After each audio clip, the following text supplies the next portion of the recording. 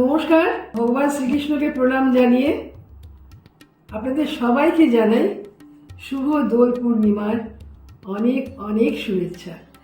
এই রঙের উৎসব আপনাদের সকলের জীবনে রঙিন হয়ে ধরা দিক। আপনারা খুব উপভোগ করুন এই উৎসব।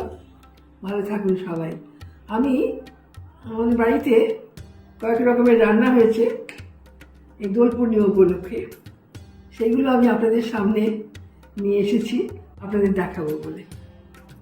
করেছি মটরশুঁটির কচুরি, ডাল, আমি মুগের ডাল করেছি, ছোলার ডাল করিনি। আর করেছি আলুর দম, আলু সাদা তরকারি, ক্ষীর, সুজির পায়েস, মালপোয়া আর কয়েক রকমের মিষ্টি। আশা করি আপনাদের আমার এই দোল পূর্ণিমার এই সাজিয়ে দেওয়া থালা আপনাদের নিশ্চয়ই ভালো লাগবে।